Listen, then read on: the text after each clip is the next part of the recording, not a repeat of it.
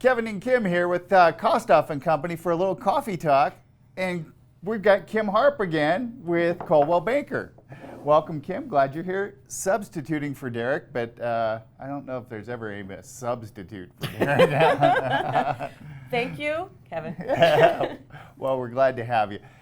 I want to talk today a little bit about some of the buyer and seller strategies for getting contracts accepted because, you know, as a top producing agent, you've definitely done really well with getting contracts accepted. We've seen that. What are some of the things that you see work best? Well, there are some things that I do standard with my buyers.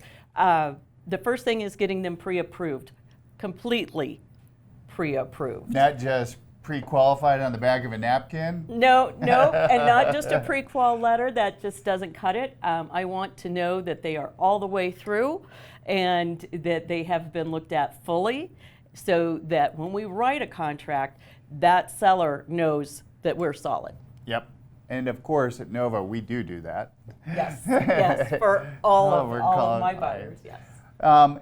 But there's other things that a seller or a buyer can do to help them get a contract accepted. You know, hopefully most folks are getting fully pre-approved, but what are some of the other things? Well, depending on your situation, appraisal gap coverage is huge. And appraisal gaps are basically saying that the buyer is willing to buy the house even if it doesn't appraise necessarily at the full price? Right, and you can cap that. You can say that they're willing to pay up to $10,000. Okay. In addition. That is always big if this house is going to go into competition. Great. Okay. The other thing, simple thing, is you can pay for the seller's title costs. That's a well underused strategy in a lot of cases. Yes. A lot of folks don't realize that. Right, and you have to make sure you point that out because a lot of agents on the other side, a lot of listing agents don't necessarily look that close. And that one's huge. Yeah. On the seller side, though, you know, one of the things that we like to help work with your clients as they're selling a house is a 2-1 buy down. We do that quite often.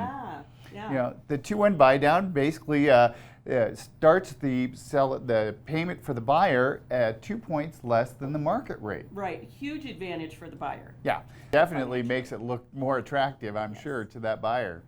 So give Kevin and Kim a call. When you're looking to buy or sell a house, we've got strategies we want to talk to you about, but we want to help you get into your home of your dreams.